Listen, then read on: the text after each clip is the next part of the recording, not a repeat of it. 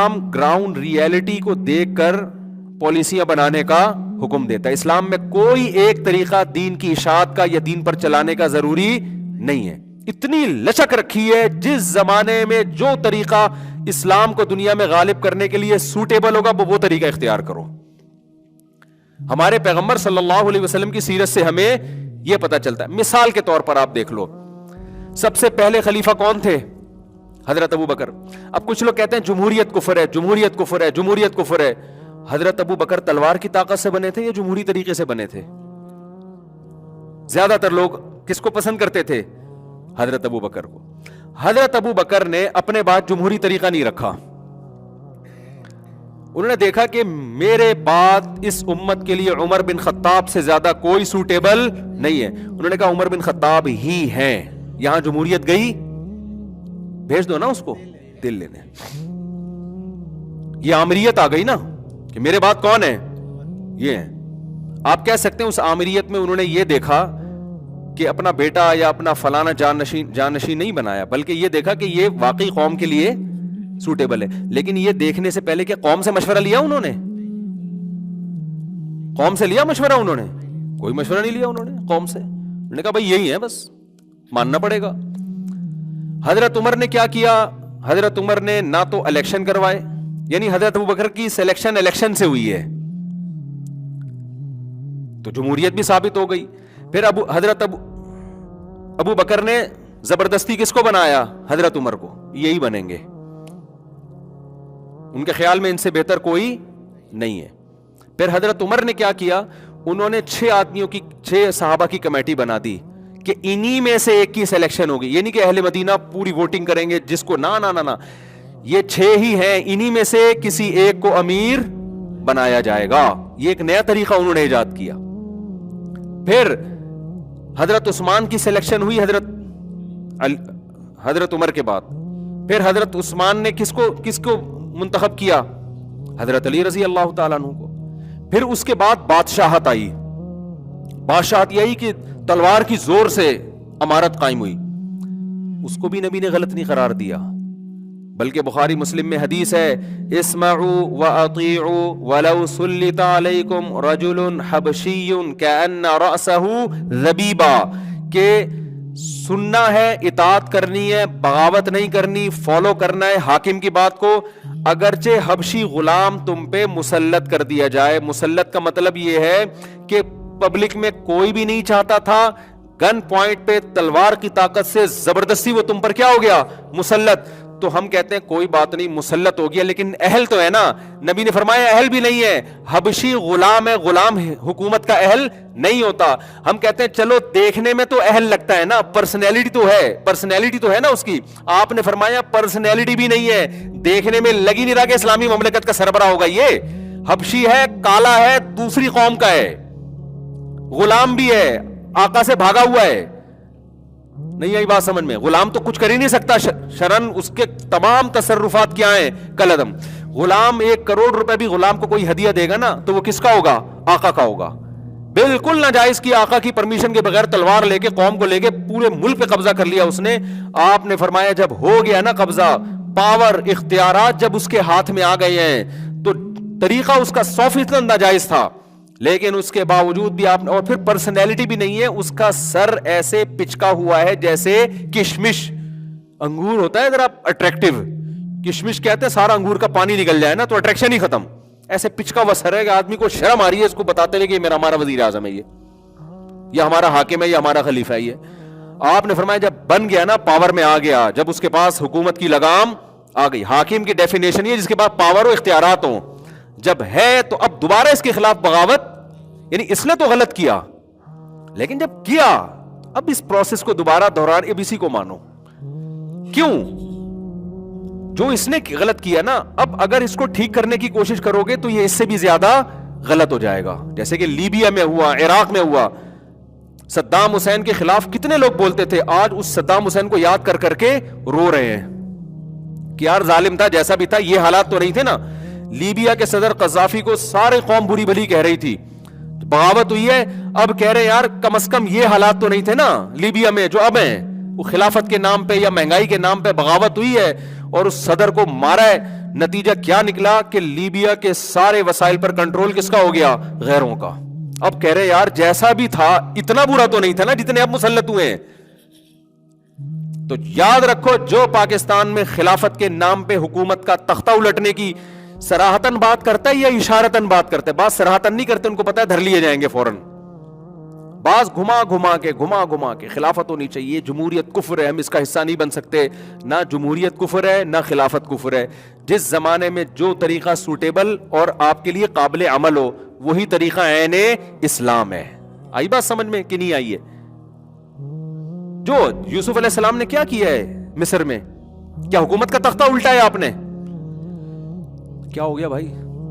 دیکھو یوسف علیہ السلام نے کیا کیا ہے, نہ کوئی تختہ الٹنے کی کوشش کی, کیونکہ مصر میں کتنے تھوڑے سے تو لوگ ہیں, تھوڑے سے ایمان والے لوگ ہیں, بادشاہ کافروں کی حکومت ہے. تو یوسف علیہ السلام نے تو مصر کے قوانین کو فالو کیا, ایک دن بغاوت کی بات نہیں کی ہے. بلکہ کیسے عجیب الفاظ ہیں, انہو ربی احسن مثوایا. جب عزیز مصر کی بیوی نے زنا کی کوشش کی تو یوسف علیہ السلام نے کہا یہ جو اس کا شوہر ہے نا, ربی سے مراد ہے جس نے مجھے یہاں ٹھکانہ دیا, اس نے مجھے بڑا اچھا ٹھکانہ دیا ہے محل میں, میں اس کے ساتھ خیانت. میں نے پیرس میں لوگوں کو یہ حدیث سنائی کہ یوسف, یہ قرآن کی آیت سنائی کہ یوسف علیہ السلام کہہ رہے ہیں کہ اس غیر مسلم بادشاہ نے اپنے محل میں اچھا ٹھکانہ دیا ہے, میں احسان فراموشی نہیں کروں گا. میں نے کہا ان ملکوں نے تم لوگوں کو نیشنلٹی دی ہے, صحیح ہے نا, بہترین خاندانی ٹھکانہ دیا ہے. تم یہاں خلافت کے نام پہ, بغاوت کے نام پہ ان کے ساتھ ناانصافی مت کرنا, ان کا احسان مانو اور اس کے قوانین کو فالو کرو. جو یوسف علیہ السلام, ہمیں قرآن میں تمام قسم کی سیرتیں ملتی ہیں. اللہ نے غیر مسلم کے ساتھ کیا, اس ریاست میں کیا کرنا ہے اس کا بھی طریقہ بتا دیا. جہاد کا ایک ٹائم ہے, ایک پاور ہونی چاہیے آپ کے پاس, ایک مضبوط فوج ہونی چاہیے آپ کے پاس, ایک سسٹم ہونا چاہیے. جیسے مدینہ میں چاروں طرف معاہدے ہو رہے ہیں نا, مدینہ میں تو لڑائیاں مسلط کی گئی ہیں, خود تو آپ نے جنگ ٹالنے کی کوشش کی ہے. جب آپ کی ایک مضبوط ریاست بن گئی, ایک بہترین طاقتور فوج تیار ہو گئی ہے, اس کے بعد آپ صلی اللہ علیہ وسلم نے مکہ پہ حملہ کیا ہے, اٹیک کیا ہے. 4 آدمی کہیں یونیورسٹی میں جمع ہوتے ہیں چائے کے کھوکے پہ نا, یہ بھی یونیورسٹی پڑھتا ہے نا, یہ بتاتا رہتا ہے, چائے کے کھوکے پہ 4 آدمی جمع ہوں گے, تھوڑا دین کی طرف اول تو آتے نہیں ہیں, آتے ہیں تو پھر ادھر کو نکل جاتے ہیں. ایسا ہی ہے نا آپ کے یہاں, شاید اقرا میں ایسا نہیں ہوگا, کہ کراچی یونیورسٹی میں بہت ہو رہا ہے ایسے.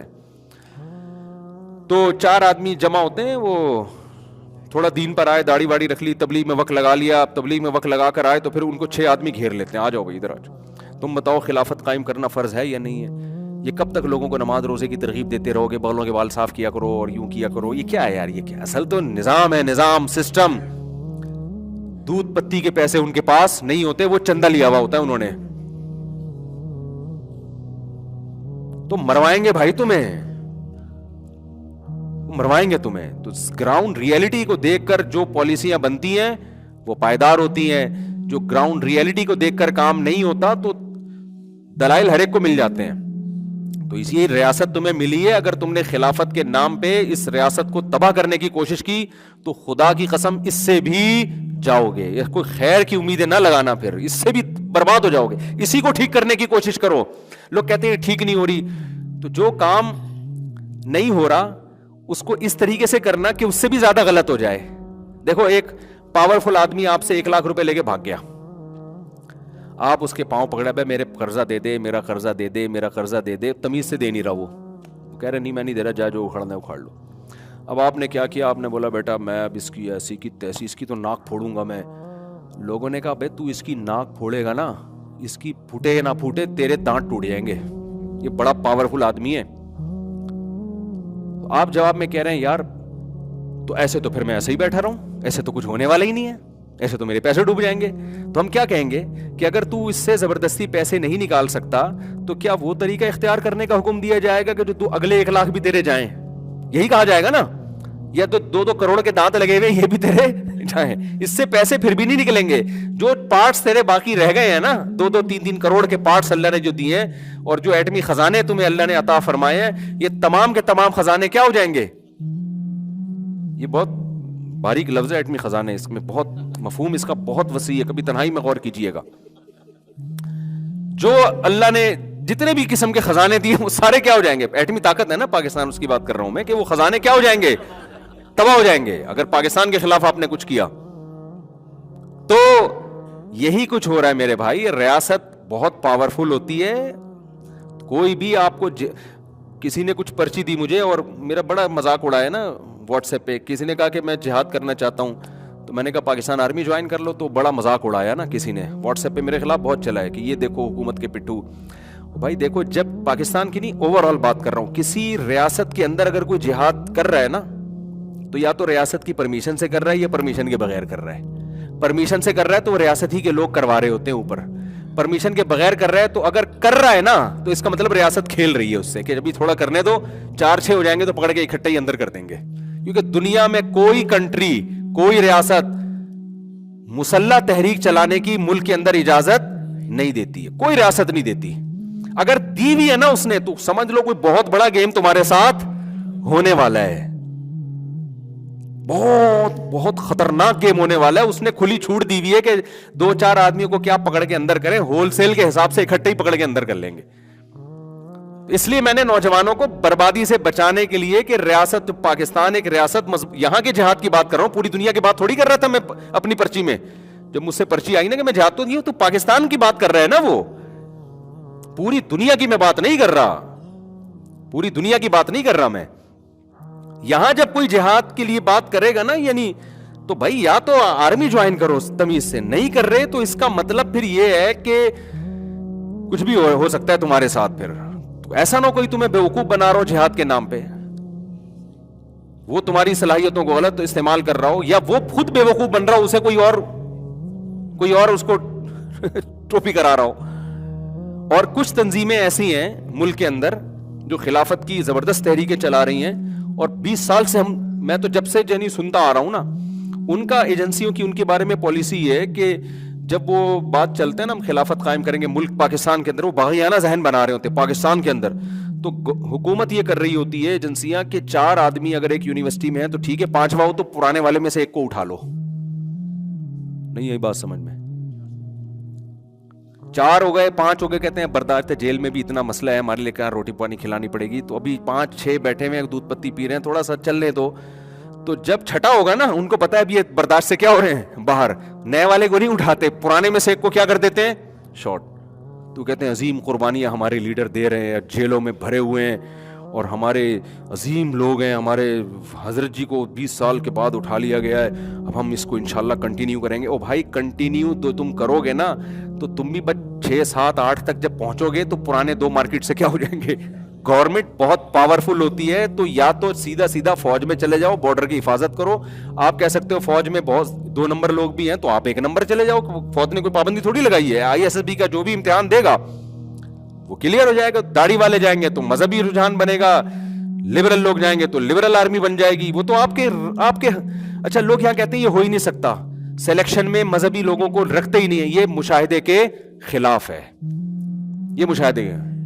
آپ کو یقین نہیں آتا، میں آرمی میں اتنے بڑے لیول کے آفیسر سے آپ کو ملوا سکتا ہوں جو تہجد گزار ہیں، رمضان میں تراویح، ہر طرح کے لوگ ہیں، کرپٹ بھی ہیں، ایماندار بھی ہیں، دیندار بھی ہیں، لبرل بھی ہیں. تو جس طرح کی پبلک جائے گی اسی طرح کی پبلک آگے آئے گی. تو یہ آپ کے پاس بہترین راستہ ہے کہ ملک میں اگر آپ چاہتے ہو کہ ہمارا ملک صحیح اسلامی نہج پہ جائے تو یہ جو قانونی ادارے ہیں ان میں اپنے بچوں کو بھرتی کرنا شروع کرو. آپ بجائے اس کے کہ فوج کے خلاف فوج کو پٹخ کے نئی فوج لے کر آؤ، یہ نہیں ہو سکتا، ناممکن ہے. بہتر نہیں ہے کہ ایک سلیکشن کا طریقہ رکھا ہے نا، تمیز سے آؤ، کہتے ہیں ISSB کلیئر کرو، انٹر ہونا چاہیے، اتنے آپ کی باڈی کا اتنا قد ہونا چاہیے اور وغیرہ وغیرہ، وہ ساری اس پہ آپ پورے اتر جاؤ. آپ کہتے ہو بغیر سفارش کے نہیں ہوتا، 2-4 سفارشیں بھی لگوا دو یار، ٹھیک ہے نا. غلط ہے، سفارش نہیں ہونی چاہیے. فوج میں سفارش کا نظام ہے لیکن اتنا نہیں ہے کہ نااہل بھرتی ہو جائے. 2 اہل ہوں گے نا تو ان میں جو سفارش والا ہوگا ہو سکتا ہے وہ آگے نکل جائے، لیکن ہوگا وہ اہل. ایسا نہیں ہوتا کہ وہ نظر ہی نہیں آ رہا. ڈرائیونگ لائسنس میں جو مل رہا ہوتا ہے نا، اندھوں کو بھی لائسنس مل رہا ہوتا ہے، وہاں ایسی سفارش چل رہی ہوتی ہے. گورنمنٹ کے دیگر اداروں میں خطرناک سفارشیں چل رہی ہیں، فوج میں بھی چلتی ہوگی سفارش لیکن اتنی نہیں ہے کہ ایک لنگڑا کمیشن آفیسر یا شوگر کا پیشنٹ چلا جائے, وہ کہتے ہیں یہ بھی ہے, دونوں سلیکشن کے قابل ہیں, اس کا پوا آ گیا تو اس کو کر دو, اس کو فیل کر دو. یہ ہو سکتا ہے بھائی قابلیت. اور ابھی تو آرمی کے جو چیف آئے ہیں وہ تو یتیم تھے یار, وہ تو اپنی قابلیت کی بیس پہ وہاں تک پہنچے ہیں. ان کی تو آپ ہسٹری پڑھ لو. تو میں اتنا کوئی اس کے فیور نہیں کر رہا, ساری چیزیں ہو رہی ہوتی ہیں, ایک نمبری بھی ہوتی ہے, دو نمبری بھی ہوتی ہے, لیکن اس دو نمبری کو ختم کرنے کا طریقہ یہ ہے کہ تمیز سے پڑھ لکھ کے جو ایک پروسیس ہے اس سے گزر کے آپ فوج میں جاؤ, آپ چیف آف آرمی اسٹاف بننے کی کوشش کرو. اور یہ جو آپ نے نیگیٹیوی پھیلائی ہے کہ یہ ہم بن ہی نہیں سکتے, یہ تو امریکہ کی طرف سے فیصلے ہوتے ہیں, تو ہو سکتا ہے امریکہ کیا اسرائیل کی طرف سے ہوتے ہوں, لیکن یہ تبصرہ آپ کا یہاں بیٹھ کے نہیں سنا جائے گا. آپ ذرا اپر لیول پہ جا کے دیکھو ہو کیا رہا ہے. اس کے بعد پھینکنے والے مارکیٹ میں ہول سیل کے حساب سے موجود ہیں. ابھی مجھ سے ایک صاحب ملے, بڑی زبردست گپ شپ ہو رہی تھی, کہہ رہے تھے آپ کو پتا ہے بیلجیم میں جنرل باجوہ کی کتنی پراپرٹی اور یہ سب, اب آپ نے دیکھا کھربوں روپے کی پراپرٹی بنا لی. میری نہ باجوہ صاحب سے کوئی رشتہ داری ہے, نہ میرے کو باجوہ صاحب کا کوئی حمایت کا مجھے کوئی پیسے ملتے ہیں. میں نے کہا بھائی بات اصل میں یہ ہے کہ آپ کہہ رہے ہیں 10 کروڑ یا 20 کروڑ کی, ہو سکتا ہے 40 کروڑ کی بنائی ہو. کتنے کی بنائی ہو؟ 40 کروڑ کی. اور ہو سکتا ہے بیلجیم کے علاوہ بھی ہو سکتا ہے بہت سارے کنٹریز میں کھانچے کھول دیے اور آدھا پیسہ ملک کا ہو سکتا ہے وہاں. لیکن آپ کی سورس آف نالج ہے کیا؟ میں نے کہا نہ میں باجوہ صاحب کی حمایت کر رہا ہوں نہ مخالفت کر رہا ہوں, لیکن یہ پتا کہاں سے چلا آپ کو کہ اتنے کروڑوں روپے کی پراپرٹی وہاں بنائی ہے؟ بس یہ مجھے بتا دو آپ. میں نے کہا میں حمایت نہیں کر رہا, ہو سکتا ہے جتنی کرپشن آپ ڈال رہے ہو نا اس سے ڈبل کی ہو, لیکن جب تک میرے بھائی مستند معلومات نہیں ہے نا, لا تقف ما لیس لک بہ علم, قرآن کہہ رہا ہے وداؤٹ دلیل کوئی دعویٰ کرنے کی تمہیں اجازت نہیں ہے, تو چپ رہو. میں حمایت تھوڑی کر رہا ہوں, نہ میں نے حمایت کی نہ مخالفت کی. میں نے کہا مجھے نہیں پتا. وہ کہہ رہے ہیں آپ بتا دیں پھر کیا ہے آپ کے پاس نالج ہے. میں نے کہا نہیں ہے میرے پاس نالج, میں بھی تو سفر میں بیلجیم تو گیا ہی نہیں, میں مختلف ملکوں میں گیا, بیلجیم نہیں جانا ہوا میرا. تو کیوں نہیں گیا؟ وہ اندھیرے اتنے یار, اتنے لمبی راتیں, آدمی تھک گیا. میں نے کہا بھائی دن چاہیے ہمیں, سورج چاہیے. اب گرمیوں میں ارادہ ہے دیکھیں, تو ویزا تو ہے نا, اب تو جب مرضی چلے جاؤ. تو ہو سکتا ہے اس سے کیا ڈبل کی ہو, لیکن یہ میں نے کہا میرے بھائی نہ مجھے یہ پتا ہے کہ کرپشن کی ہے, نہ مجھے یہ پتا ہے کہ کرپشن نہیں کی. مجھے نہیں پتا, میں کہہ دوں گا نہیں پتا, میری بخشش ہو جائے گی. اللہ پوچھے گا بتا باجوہ کیسا آدمی تھا, میں کہوں گا اللہ مجھے بالکل بھی پتا نہیں ہے. گوگل پہ کچھ مل رہا تھا, کچھ گالیاں آ رہی تھی, کچھ تعریفیں آ رہی تھی, میرے پاس نہ ٹائم تھا تجزیہ کرنے کا نہ میرے پاس فرصت تھی. تو اس لیے اللہ کہے گا ٹھیک ہے بھائی ایسا لگتا ہے. لیکن آپ جب بولو گے کہ ایماندار تھا تو اللہ پوچھے گا آپ کے پاس کیا دلیل ہے. آپ جب بولو گے کرپشن کی ہے تو اللہ پوچھے گا آپ کے پاس کیا دلیل ہے. تو سیاسی اختلافات تو وہ تو ادھر بھی لگیں گے الزامات, جب سیاست میں تو میرے بھائی